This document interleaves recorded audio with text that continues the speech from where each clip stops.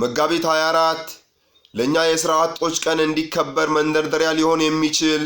ታሪካዊ ቀን ነው። መጋቢት 24 ለጥቁሮች ድል ከሆነው አድዋ ቀጥሎ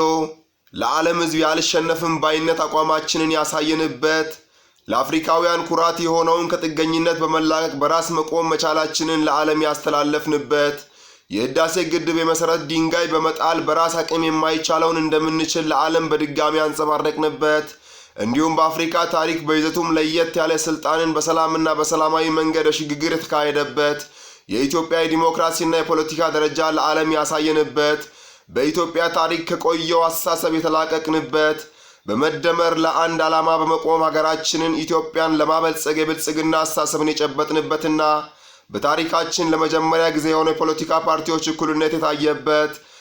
ፍትሐዊና ዲሞክራሲያዊ ምርጫን በማካሄድ የተጀመረውን የህዳሴ ግድብ የዓለምን ጫና ተቋቁመን በራስ አቅም ገንብተን በማጠናቀቅ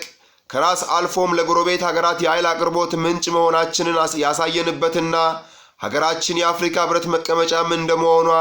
አዲስ አበባን ልክ እንደ ስሟ ውብ በማድረግ የተጀመረው የኮሪደር ልማት በክልል ከተሞችን በመቀጠል ብልጽግናን በንግግር ሳይሆን በተግባር እንድናይ ሆኗል። ሀገራችን ኢትዮጵያ ችግሮች የተደራረቡባት፣ ከውስጥም ከውጭም ጫናዎች ቢበዙባትም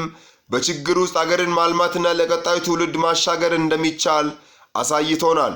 መጋቢት 24 ትልልቅ ገድሎችን በመስራት የኢትዮጵያውያንን ከፍታ እያሳየ ሲሆን በመቀጠልም ኢትዮጵያን እየፈተነ ያለውን ትልቁን ችግር